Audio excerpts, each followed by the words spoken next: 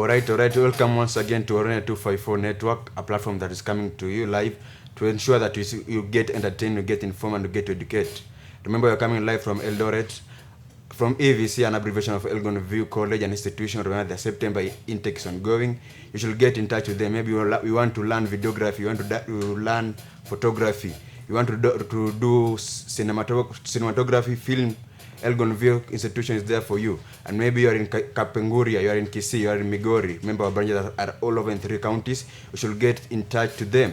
And maybe you want to know the exact place where you're coming live from Eldoret, or Lost City is the place you're coming from. Rocky Driving School opposite the place we are coming live from. And maybe you have never seen this institution around. You should check this video out. Rico, drop it. Are you looking for quality college education?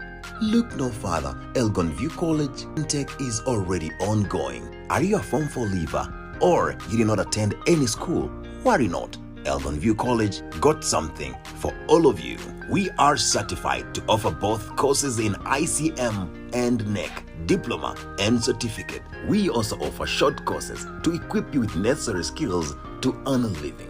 From electronic installation, we give you nothing but the best electronic engineers, tested and certified. The Elgon View Driving School brings to you nothing but the safest drivers in town. Safety comes first. We produce the best tailors in town, guaranteed with the best tailoring facilities, with the most experienced instructors. We also offer transport and boarding facilities. Call us on 0723 016700 or email us at elgonviewc@yahoo.com or visit our website on Action. Okay, that is Elgon View College institution. Remember, their September intake is ongoing. You should get in touch with them and they believe in quality education. Today on Orone 254 Network, we are interviewing a gentleman, a gentleman that I know, I trust in him, is really doing in the field a good work. Identify himself like journalist ONGICHO. Yes. Karibu sana Orone 254 Network. Uko fiti? Thank you, I'm fine. Uko salama kabisa?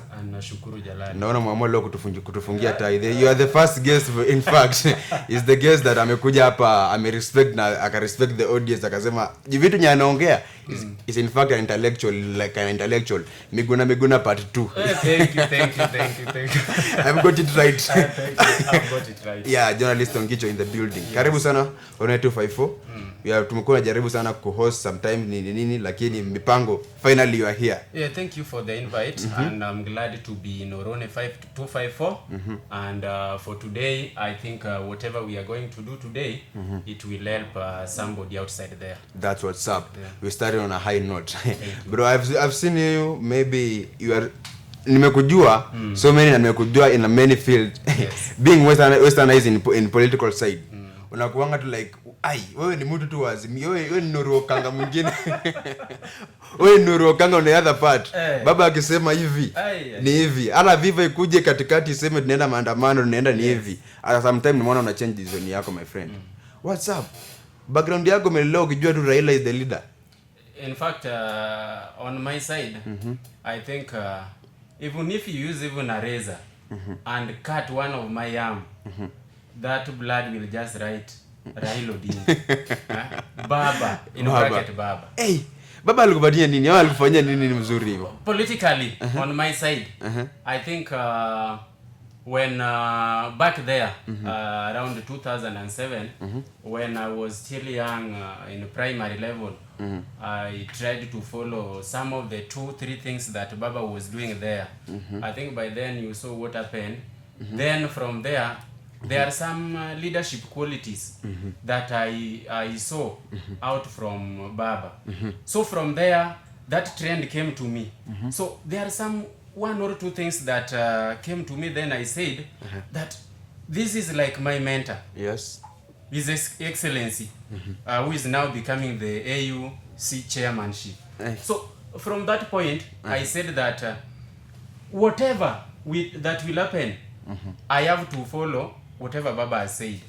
That is why whatever that is happening as for now, I want to assure you that me personally, I'm Baba on the other side. Do you feel very privileged ukito Raila Amollo Odinga baba. Fully privileged, 100%. Remember, on the other side, we can say that percentage can even go as many as 150%. Yes. For me, I believe that the only person I can give that title is my father and God. Now, on your side, you know, Orone, you are my good friend. I want to tell you that wherever we are here, even Baba himself is fully recognized by His Excellency, the 5th President. But the titles are not names, bro. The title will still remain. I don't know, His Excellency, whatever. And I want to defend it. The title will still remain. That's what's up from there, list ONGICHO. When you say Baba, hata aseme leo ni hivi. Hata niambie leo, toka tu pale unafanya kazi na kupeleka huko kwangu Karen, naenda mbio. Hata kama naenda tu kufagia huko. What's so good about that, Baba? You are really entitled with the name. I think Baba himself, to tell somebody who doesn't know me as a journalist, ONGICHO, for the long way that I've been serving outside in the field, through Baba, I've been seeing one or two things that has made my life to be at this point where I am. Are you seeing? I'm seeing. Through Baba, I've gotten some job. Through Baba, I think one or two politically, I've been meeting different people. Not only in our country, but outside the country. That's what's Are up. you seeing? Traveling outside the country, you might get a flight through Baba. Right. Now, personally, that is why when I was starting, I said, even if you cut one side of my arm, or you just cut my finger like this, then the blood itself will read His Excellency But Raila. for the many things that amefanyanga hapo nyuma, have you ever feel that Baba has ever betrayed us? Something like betrayal, that is something that I won't get in touch to. But Baba has not betrayed on the ground. On the Remember ground. 2017? Miguna is there as a lawyer. Yes. Ampisha Baba kura amebaka kumwapisha. Kidogo Miguna was left himself alone on KCC. You know, Miguna stood with Baba. Even when we went to Jacaranda, Miguna stood with Baba, and those were the people who wanted Baba to be the 4th president by then, Yes. if you can recall well. But unfortunately, remember, when somebody has become your mentor, there is something that you need to follow. Are you seeing? You don't need to be somebody who want to overlook at himself than even who stood with you and told you this is the right way that we should go to. On 2017, Yes. we identify Uhuru Muigai Kenyatta as an illegitimate president. Yes. And we are going for the power, and we were going to withdraw President Ruto from the power, right? Yes. We go to the KICC, Yes. tukaipisha Baba. Suddenly, wameacha Miguna in the ground alone. Baba ran away from the KICC, from the ground. Where was the place? Exact place? Where? The place we went to Jacaranda itself. So Jacaranda. you can imagine the person that umekuja kuapisha suddenly out of in the midst of millions of people anasema there's insecurity there. Now, How? now Orone 254, you know you are my great friend, and this is what I want to tell you. Remember when Baba was now leaving those people unknowingly. I want to tell you, without Baba, the country itself is not running successfully. Why do I say this? You know, Baba himself, he really fears when people are shedding blood. Right. Are you seeing? That is why it reaches a time that he has to bend low and say, even if this is something that is there, if you can even recall, I want to take you back kidogo because I want you to get facts about these things. If I want to take you back kidogo in the year 1952 there, when somebody like Jomo Kenyatta, Chieng Oneko, Kungu Karumba, those people were detained. Can you recall? I recall. Then when Kenyatta and the other 5 men were supposed to be released, the Kapenguria 6 were supposed to be released, who was by then in leadership? Oginga Odinga. Right. Who is Oginga Odinga? The father of Raila Odinga. Now when Kenyatta was released, I want to tell you, the statement that Odinga said spoke from his mouth. What did you say? I hope we could have played it so that we speak facts that even somebody who is outside there could get it clear. You can quote the word. Can you remember the word? Yes, I want to quote the word so that even if we don't play it, but somebody who is watching us live or who will get us either on Twitter, Instagram, whichever, will get it clear. Right. Oginga Odinga said this. He wants Kenyatta to be released, and once Kenyatta is released, Kenyatta will serve as the president. Right. Then he will be his deputy president. Are you seeing? And immediately once Kenyatta was released, Kenyatta became the head, and Oginga Odinga became his follower. Are you seeing? But that one never meant that we as the Luo people from Nyanza, remember when I quote the term Luo, we have been in the government, but not fully serving in the government, right, but in opposition side. Are you seeing? Right. So from that point, we had seen this thing where it came from. Up to now, Raila has been taking us into a right place, and even in this fifth government now, where it is being served by His Excellency, right, Daktari William Samoei Ruto. I'm so happy that you can identify President. I want to identify him. I want to identify him. And just because Raila is in the government side. Now, we are there fully. We are in. I want to tell you why I'm recognizing him as His Excellency and Daktari, a man who owns PhD. 2017, you recognize I never recognized Uhuru Kenyatta. But I want to give you the reason why I never recognized him. I never recognized Uhuru Kenyatta until they came to handshake. I see. So there is somebody who says Raila Odinga needs things who goes to his stomach. I see, and his family. But let me tell you something, my good friend Orone. Raila Odinga is ever good. Raila Odinga is ever loyal to everyone, including me. Unaona hata hii tai. But bro,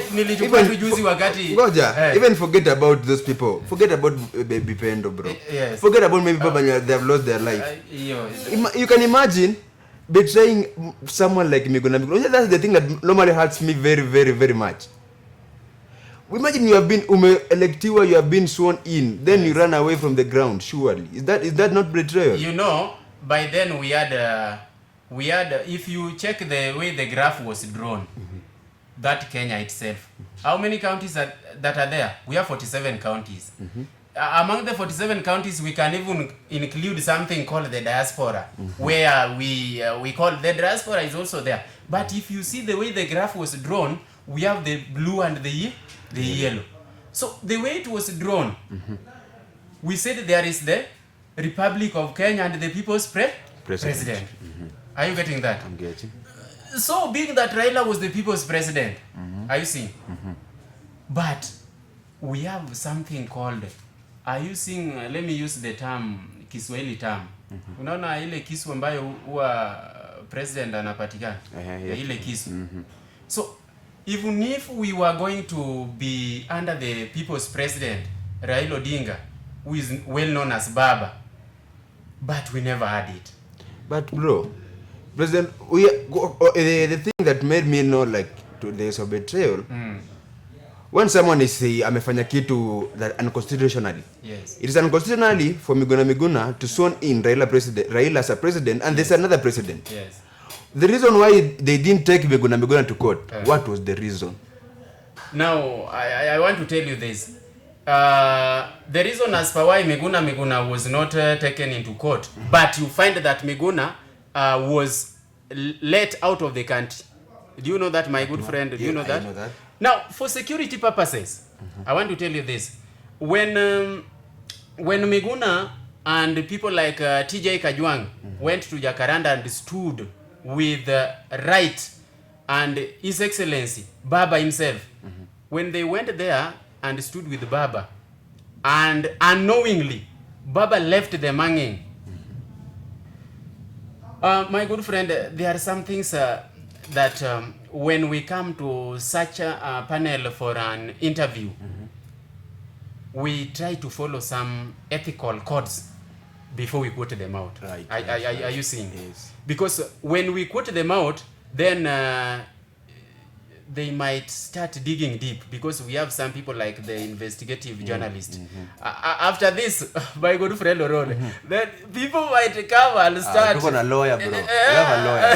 You have a lawyer. I want to tell you. And even Miguna spoke he's the also same a lawyer. thing. Yes. Yeah, he's also a lawyer. Yeah. But you find that something might come out that might hinder somebody's life. Are you seeing? But being that you have been using the term Raila being a betrayal, he's betraying his people. But me, I'm on the side. Just not you are on my side. I'm on your side, Lisa. Raila, not only Raila being that he's working for his stomach the way people do say, but me, I can't say that. Raila is working to help around 47 million people in the country. Are you seeing? From 2017, you saw what happened. Let me start for you. Let me tell you when the multi-party state in the year 1992. The multi-party, 1992. We come to 1997. I want to tell even in the year 1997, our governor, the right governor for today, were Governor Siaya, Siaya Governor James Orengo. I know maybe when you are following politics, Orengo also wanted to become the president of Kenya. Right, I know. By then, we also have His Excellency, that this man that is well known as Baba. Baba was also there. So 2002, 2007, you saw the way the blood was shed outside. But through Baba, things came normal, because Baba is seeing things that when you sit down like this, you can't see whatever is happening the other side. But when you sit with Baba, Baba can see what will happen in future. That is happening in the year 2022. General election that took place in 8th August 2022. But do you believe we won 2022? We won. Do you believe? I believe we won. So, because of all these things that happened, and the tricks that the current people serving the government, let me use, because I fully respect him, because he's my leader. I fully respect His Excellency, Daktari. I want to tell you that through Baba, that is why you see many people are serving in the government. Through Baba, through His Excellency, William Samuel Ruto, many people are serving in the government. And I want to tell you, through Baba in the Azimio, you see most of the Azimio leaders are now serving in the government. But on the other side, people are saying Baba is betraying his people. Are you seeing? Let us not have something. Let us have something, but don't see it out of your own perspective. That when you see Baba outside there, Baba is working for his own stomach. He is not working for his own stomach, because even me myself, I'm just like this. Because last time we met here for an interview like this, I can recall we were around 3 people. I was from Nyanza, then there was also a great friend of mine from Rift Valley who was also with us in the same panel where we were. But whatever we said there, up to now he's also serving. But who gave him that job? Just through Baba. Okay. So Orone, whatever we have said there, we won the 2022 general election. But with us, our things are flowing bit by bit. Are you seeing?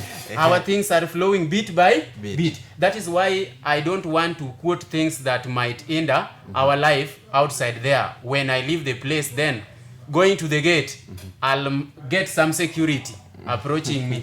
You've quoted this. So I want to tell you, like now, let me go out of the topic kidogo, but this topic might help, if you may allow me. Kidogo too, before you wrap up the Raila story. Yes. Go on.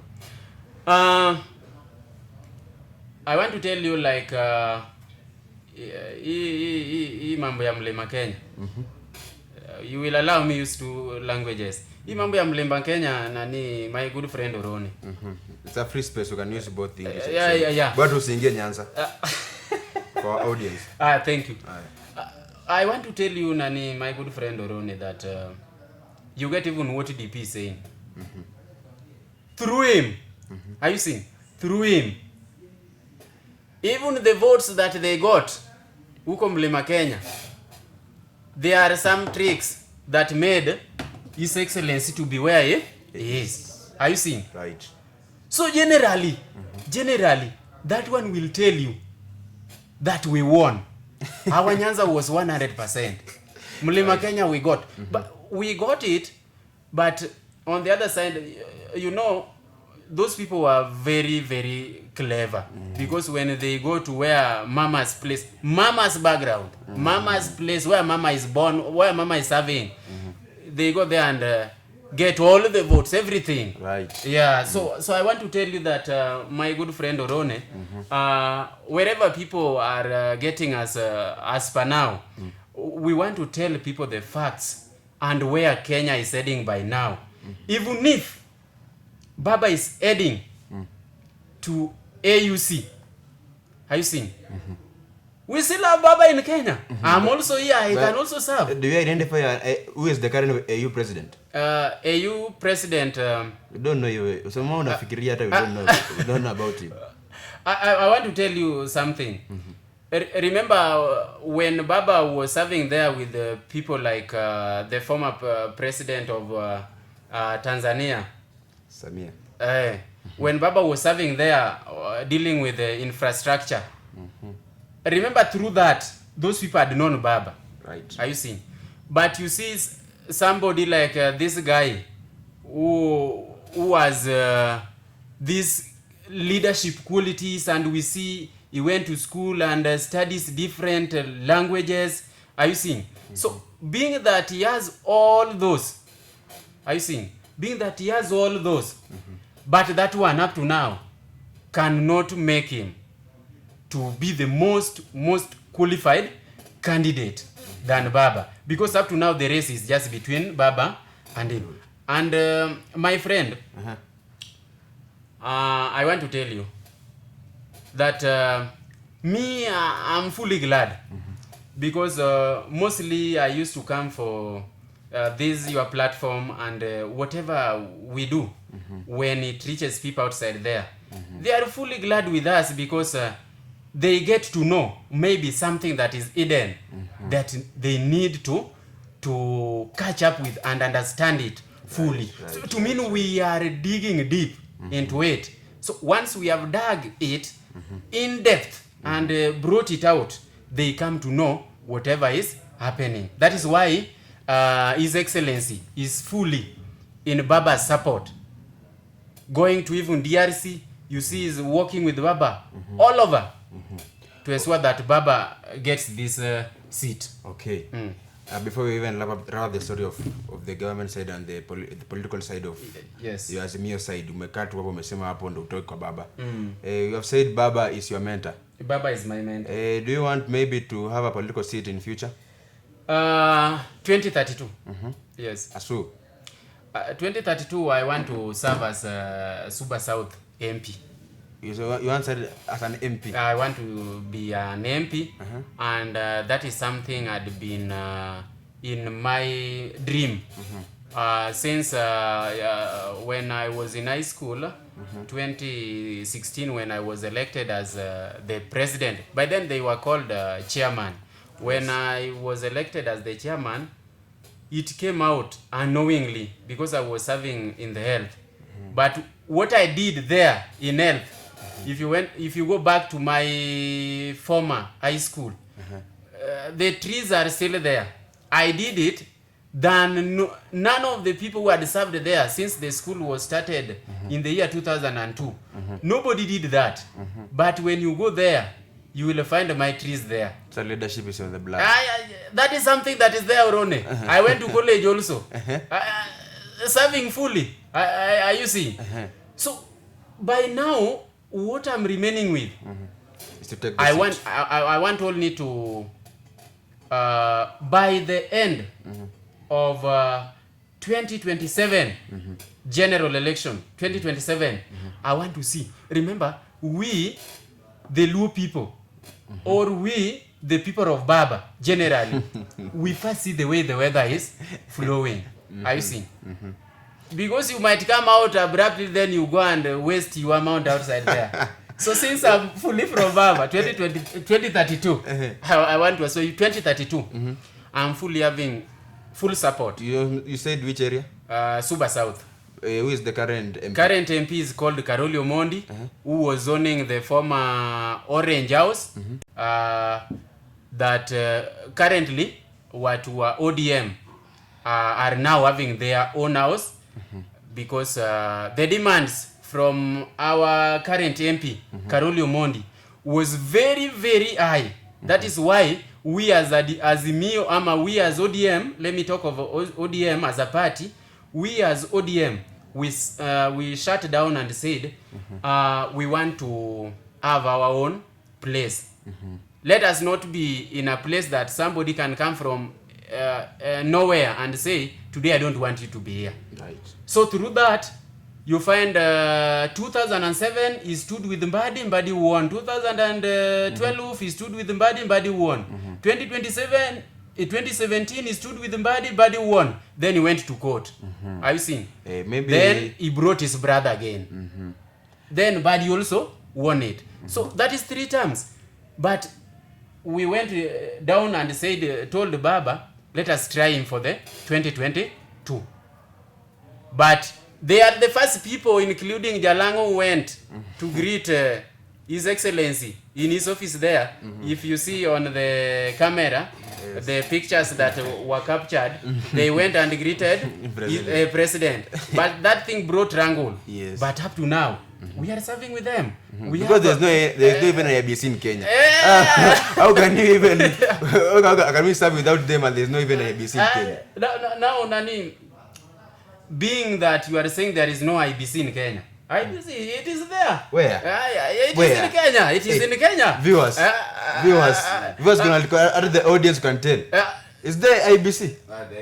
I want to tell you, even those people who are replying you there, most of them are from Lima, Kenya, and they help President. I want to tell you, IBC is there, but it is only now they can say there is no IBC. Okay.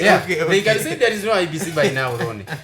That is intellectual journalist ONGICHO. I told you, take your note and paper, but now get educated here. Thank you. Moving on swiftly. Yes.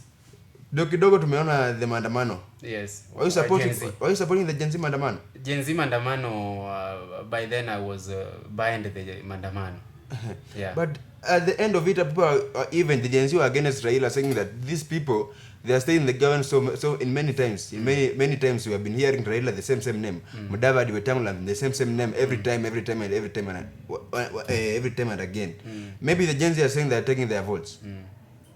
What is the take on? What's your take on that? Because when the Gen Z have taken their vote and wanataka kusonga kwa those position on leadership, ya Raila atakuwa hapo, Ruto atakuwa hapo. Vijana wakiamua kuchukua uongozi kwa mkono, waseme nchi ni yetu.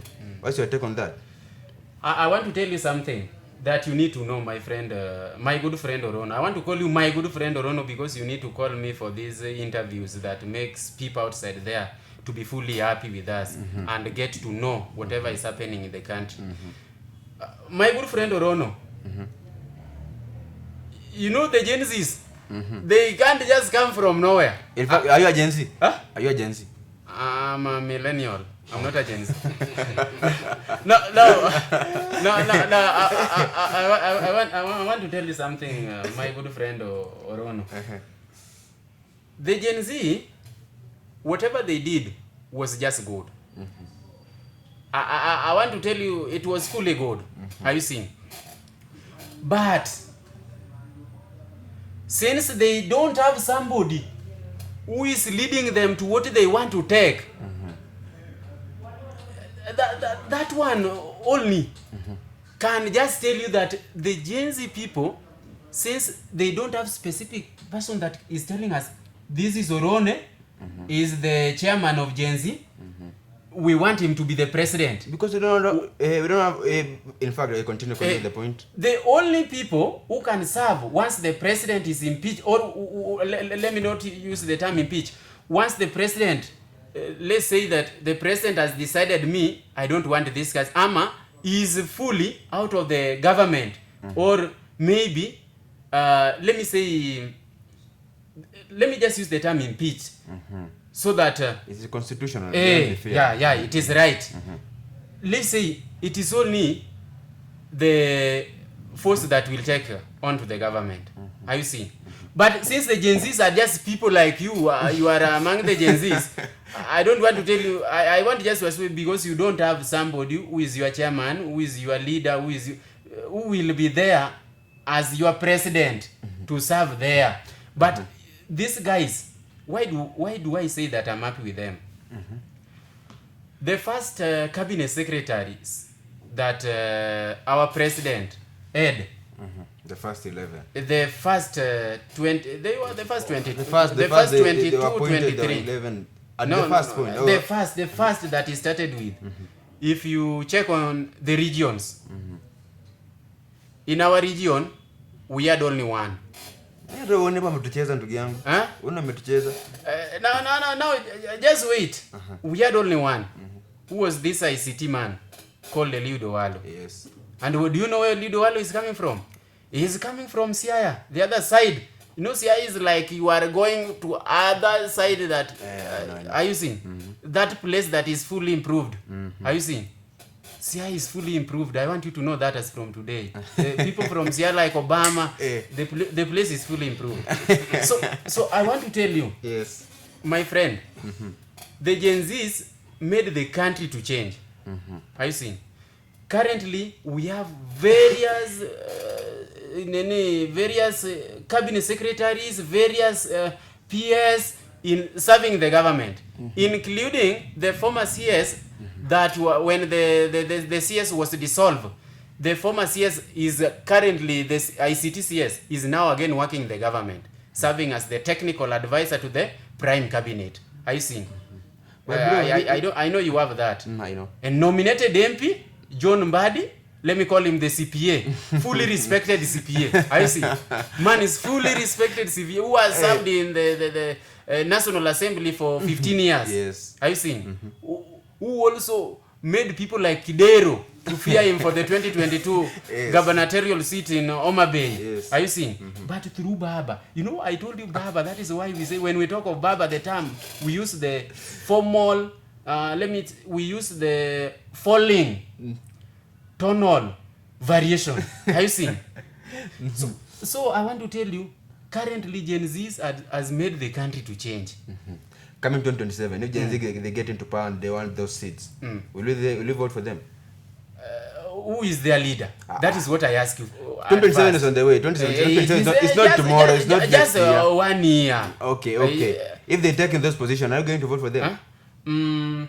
Remember, when we get to know of somebody who is a Gen Z, who maybe through his background, we know him very well, that this guy, even if he has come out to be the president of this country, we can vote him. Are you seeing?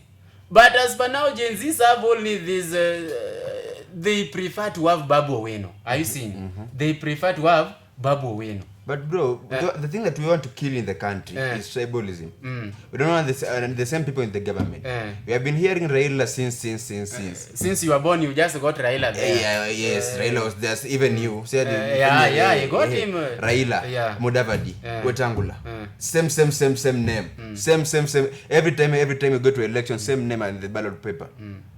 As Gen Z, you want to finish those things. Those want to me if the background yako, you cannot be a leader. We want to come out of that as a country. So as a Gen Z, we want to kill this thing known as tribalism. Which where you are very entitled with them. I don't know if even you can give someone else a vote for presidency. If Raila is on the ballot paper.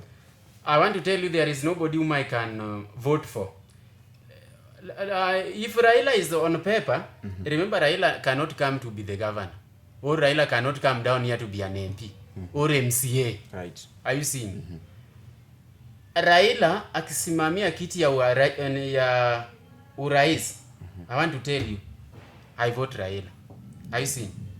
Raila, wacha nikwambie my good friend. As Raila will take the move and saying that we should engage in dialogue. Are you happy about that? I'm happy with the dialogue. Reason? What? The dialogue has made our country to be where it is as per now. Are you seeing? Huh? Yes. My good friend Orone, I want you to get these things bit by bit. The dialogue that we got from Raila and His Excellency has made the country to be the way it is. That is why even the handshake that was there, the Kikuyu people and bro, do you think even without the dialogue, your finance bill ingepita? Without the dialogue, wajua ile mambo ya finance bill hiyo finance bill ukileta unataka nitaje mambo ya Gen Z. Because of you bigger Gen Z, I know your problem, my friend. I know to funds. See nakuvuta ukuje kwa Gen Z funds. I know you Gen Z people. You are like, you need things that goes to your stomach. Through you. You are one of the people who are well known in the country here. You can just come out abruptly and say that you want to vie for that seat. But you have said that always patia mtu kura mwingine even the Gen Z they start akuwe hapo with Raila. You can give Raila bad. I want to tell you, Raila, good luck, is going to get that job. Have you seen? But there is somebody. Have you seen? There is somebody who is coming. Currently, somebody who is leading Azimio by now is Nyong'o. Nyong'o is left behind. He's like the general overall for the party. Have you seen? Or coalition ya Azimio. Have you seen? So, things might just change and we say 2027, we love Nyong'o there. Do you expect me to vote somebody different from Nyong'o?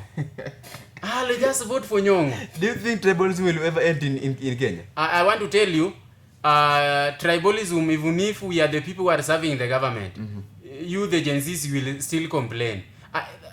With me, according to my own perspectives and how I see it, tribalism will not end in this country. Maybe after some 50 years to come, when we have died. Generation Alpha, Generation Alpha is not changing the tribalism part. Hakuna. Hakuna. The same way I'm thinking like that. But before you even continue the tribalism part, yes, let me hook my people with something. Anonymous Entertainment Crew is there for you. They're DJ MC9, DJ9, Miss 9. They're all away from Dubai. Remember that entertainment crew, they come with a full bass, a dancer, some DJ, and with a CEO. You should get in touch with them. They turn parties into memory. And maybe you have never seen this crew. You should check this video out. Rico, drive it like it's hot. Action. Alright, that is Anonymous Entertainment Crew. You should get in touch with them and engage them into your party. They turn parties into memory. Today in Orone 254 network, we have a gentleman, we have an intellectual journalist, ONGICHO. Thank you. In the building. Yes. Unasema the tribalism part. Tribalism part will not end either after some 50 years to come. Even we were in Eldoret when the Mandamano part was in the place, and you saw the Nandi people went the way they come to Eldoret and they started doing their norms and culture. What are those at this generation, at this century? Now, did they repeat it again? Bro, kila mtu alinyamaza, kila aliogopa. Did they repeat it? No, the man may bring the matter into the table. Tribalism. It will not end. Facts to be said, it will not end. Why do I say that? I remember all these people who are mostly serving in the government, mostly they don't go there fairly. And maybe if these people are in the government, we come to a way we are taking them away from the government. Tribalism part? Tribalism part, once they are taken out of the government, they are my friend. I think, let me not say that it will not end, but it will come low. Are you seeing? There is the rate at which this tribalism heads the country somewhere. But these are the people that are in the power. Are the people leading tribalism to be high? Look at the people from Mount Kenya, the people they are very entitled right away from in the government right now. Do you think maybe tribalism? How are we going to take these three out of the government? Now, that is why I said, even if the people serving the government are taken out of the government, let me say you take out executive itself. You know the arms of the government that we have. We take the executive out. Let us take the legislature out, or the National Assembly. Let us take the judiciary out. Then we say that we want to start these things fresh. Have you seen? To mean that 2010, you know, has been dealt out with. They want to make changes. Have you seen? Right. So this tribalism, my good friend Orone, let me just tell you that it will not end fully. But it will take time. It will not end fully. But if it is to end, it will take time. That is why I've told you rather, it will take around some 50 years to come for this tribalism to end or to come down. Are you seeing? But we can't learn from the other countries outside, but they are very they're very so well. Look at US, how many presidents that they have. Now I want to tell you this, why those countries are mostly developed. You know, Kenya is still developing. Are you seeing? Right. But those countries are fully developed. Are you seeing? These people who are serving the government, most of them are serving in the government through the back door. Right. Are you seeing? Right. Most of them are serving through the back door. Kuanzia MCA hadi president. Are you seeing? But this thing, if it could have been fully free and fair. There's no do you have a fair election? Free and fair election is not there in Kenya. If it could have been free and fair, then Baba could have been serving in his even fourth term. If the constitution could have allowed it, he could have been serving for his first term. But he ran away from the power. Huh? He ran away from the power. But we'll later that story. We continue with the tribalism part. Another day we'll talk about that story. We will tackle it next time. So this tribalism, if the government we try to deal with the government and to reshuffle it, I see, then you will find this tribalism will come low. So that is why if somebody gets to work for the citizens of Kenya, then you go there freely and fair to work for your people, then you will find it will be fair for you. Right. Now, the reason as for why we are saying that this thing will not end in recent years, I want to tell you even those areas where we come from. The reason as for why I'm saying my future is bright to be the 2032 MP. Yes. Through my leadership, there are also even some people who are working through me. I have the foundation. Manifesto Maunda. Hiyo iko hapo. Jamaza kwanza, hiyo manifesto umeniingilia sana. There are some people who are working through me. I have my foundation called Jasuba Foundation. This foundation is for high school students. Currently, I have around 36. From national to... Jasuba huko unataka kusema MP. Many of their people are only they are Luos only. We don't only have Luos people. When you get in power, will you serve as a tribal leader or maybe? I'll serve, kwa sababu, let me just tell you, when I'll be the MP there, to mean, remember we have around 41 tribes in Kenya. Back at home there, I want to tell you, my good friend, yes. Back at home there, we have even Kikuyu people there. Right, we have Kisii people there. Are you seeing? So all the tribes that we have in Kenya, they are there. And I want to tell you, with the Luo people, sometimes I might say investment on our hand. It is not there. So these tribes from outside, you see people from Kikuyu, people from watu oria hao. Development, wanaleta nyumbani kabisa. Right. So I'll work for these people the way they will elect me. No tribalism. No tribalism from me. But I think there is this thing called, let me use the Bible term, serpent. The snake. This snake, let me use this term serpent. Remember, when you go there, because there I'm going to serve in the National Assembly. When you go there, there are things like Satan inakuja tu from somewhere that right people anaweka manifesto yake on the ground. You say this is a leader, this is a leader now. When you get in the power, do you think maybe the system has the problem, or what do you think? That is why because you have had many people, many MPs manifesto, they are very doing well in manifesto fully. Yes, when you get them, when they get into power, they do nothing to people. Different person, different perspective kabisa from their manifesto. Then you get wengine wamejenga gorofa sijui nje, mara siku hizi sijui anaishi wapi, sijui anafanya nini, lakini nyumbani huwezi muona. Akuji nyumbani, ako tu huko. That is why unashangaa tu MP. MP wa Kakamega tu anashindanga tu Nairobi. MC wa Kakamega anapatanga tu ako tu sherehe Nairobi. Unashangaa huyu mtu is the MP of Nairobi or is the MP of Kakamega? Then you get, that is why mostly these people who have money. I'm also soon joining like His Excellency in Karen. I'll also get somewhere kidogo in Karen there because Karen mostly sawa tu awesuba. Sita sawa huko. Huko ni nyumbani. Huko is the place that we are serving as nyumbani. MP. Yes. Then I want to tell you again that this tribalism, since it is the topic that we are tackling as per now, my good friend, I might have good manifesto. To what extent? Then come 2032, once I'm elected, I've told you that when you go inside there, unaanza kunywa chai, unaanza sijui kula nini, gari ndio hiyo, fuel ndio hiyo, insurance hata ukati. Ukitoka tu hapo, sijui inatoka wapi. But I think the thing that these people wamepatiwa wa government, atunachukua tu gari, ukiwa polepole. The thing that inapewa kiburi. Those entitlement ndakana wapatiwe sana. Those privileges hapana ndakana wapunguze. Hiyo that thing I think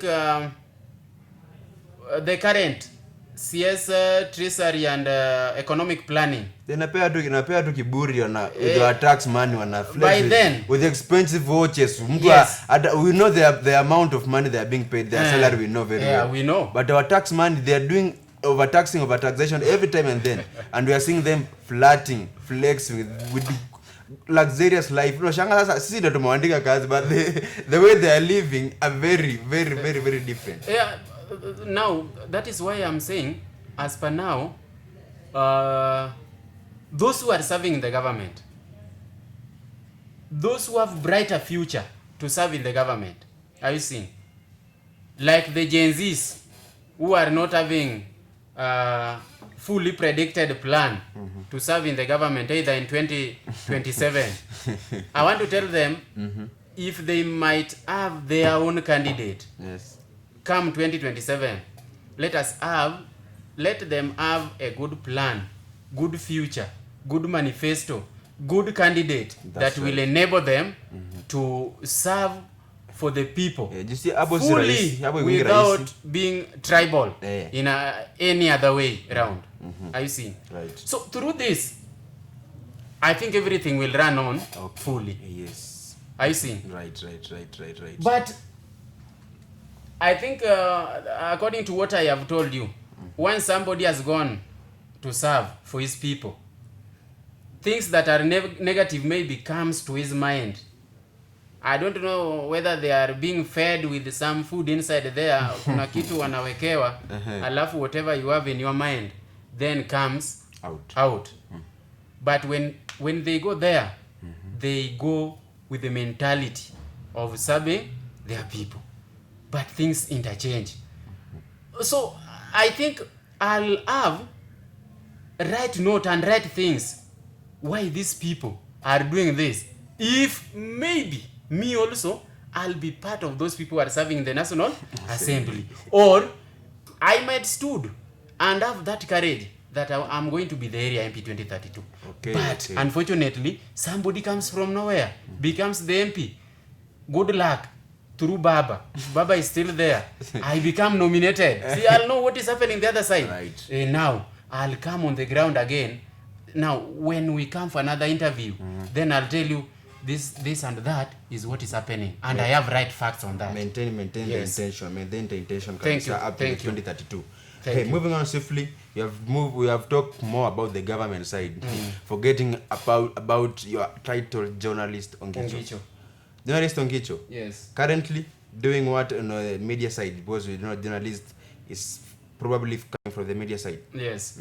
Currently, a journalist by profession, working with the EVC radio that is found in Eldoret. Right. Yes. Working as an anchor, as an editor, and a producer. Maybe basing on languages, I've seen you mostly basing on Luo side language on radio. Maybe in future, do you want to work on maybe a radio that is entitled in Luo, maybe like a Ramogi TV, Ramogi radio? Currently, I want to tell you, my good friend Orone, that as I have told you, my future is ever bright. Are you seeing? Right.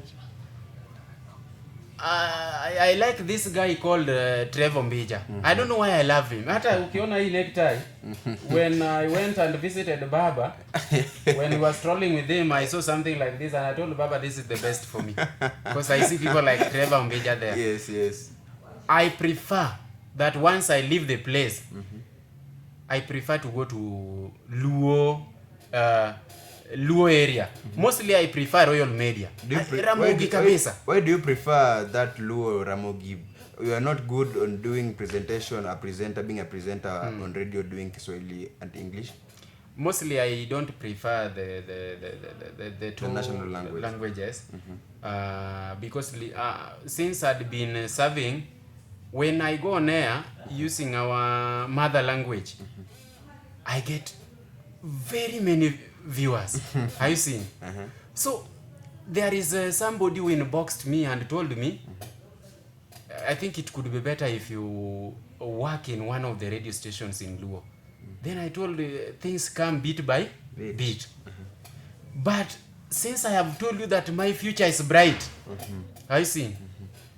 I think in recent time, you know, when I say in future can be even naeza toka tu hapa hivi, after this interview I go outside there. You are living in the future.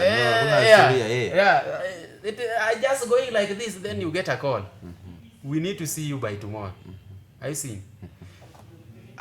Once I'll go there, I think I'll now get them the way they want me and the way I need them, because through me, they are there.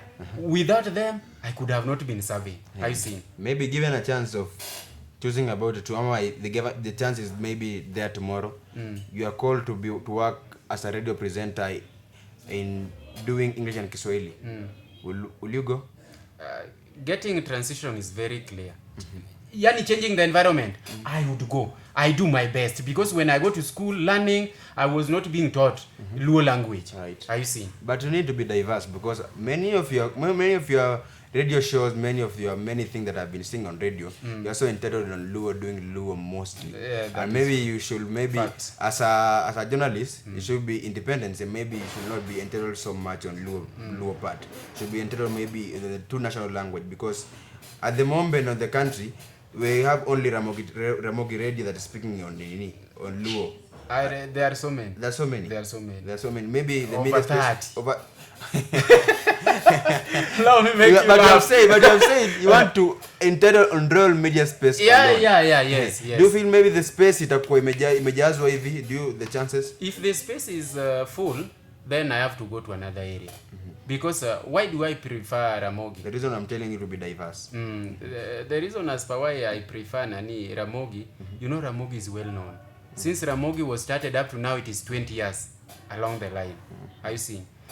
And let me say, going for intern at Ramogi Radio, ama Ramogi TV, leaving the place, either I go and serve somewhere. This thing on my side, it will make me have a given courage and a given title. You know, nikitoka Ramogi TV ama Ramogi Radio, then you get an interview. I get an interview somewhere. They need even a presenter ama somebody who can run the show. Either these shows, whichever show that they want somebody to run. I file my documents, present there. You know, even if they don't call you on a panel like this, then they might just see this is a qualified candidate. Right. So, being the future, my future is bright as I've told you. Then I don't only say that I have to get that work in a royal media, but I can get it in any of the given place. Hata kama nimepelekwa whichever, hata kama ni Citizen ama wapi. But we aim higher. Yeah. We aim at royal media. Kabisa. Kabisa. That's right. Lakini I like to give you flowers the way you do your shows, maybe or Luo language. I like the way you are free on air. Thank you. Do you always be free on air doing other languages, the national language? Because when you are doing Luo, my friend, if you don't even listen to Luo, you don't understand Luo, you can get the vibe. You're always free on air. My good friend Orone, you invited me to Orone 254 today, this morning, but allow me tell you that being that we work outside there, and we are there to laws that guide us, laws that drive us. I never came on time because of one or two. I was running my show. I think after this, I'll give you, there is a show, I recorded it, so that you go and listen to it. So that next time when we get a chance and you have a topic that we should talk about, you will now tell somebody who is viewing you, somebody who is watching you, somebody who is following you, that we had an intellectual journalist ONGICHO with us, and last time this is what we discussed, and I told you this, but through him, I think everything is okay. That is why I want to tell you, even you, if you get somewhere good, connection, very important. Right. Yeah, very important. You're a journalist, you're diverse, you can work anywhere. Any place. If I'm taken even to Kericho, kama kuna mambo yao watu wa language ya Kalenjin ndio siwezi fanya. Nikipelekwa huko nachapa tu hiyo ya Kiswahili. That's right. Kama ni Kiingereza tunakula tu. That's what's up from journalist ONGICHO. Thank you. Moving on swiftly, on maybe the last part we can tackle the last part. Yes. Parenting side. Yes. You're a father. Parenting side. Yes, I'm a parent of one. Of one. Yes. Maybe tribe gani? Ama ulisema tumaka uende na Luo na Luo. I'm just from Luo land. I love my wife so much. You can't go anywhere. Let me tell you, I don't go out of my marriage. I don't play out. How is parenting side? It becomes sometimes technical because it requires finance. Are you seeing? Everything you have to maintain through finance. That is why you find in most of the cases, those who have some family wrangles, it comes out because of the finance. But when you are fully stable and the family itself understand whom you are, even if you are unstable, then everything will run on smoothly wherever you are. Junior koje? And Prince ako fine 5 years by now. That's what's up. Thank you. 5 years bana, that's dope kabisa. Thank you. Mambo inakuwaje hapo, kwa challenge kidogo ama hakuna challenge kidogo unasema? Currently when I got married, by then it found when I had started earning something kidogo. Okay. So it means you are mentally ulikuwa stable. Yeah, my wife also ulikuwa stable, ulikuwa sawa. Yeah, my wife had also was also through with her college studies.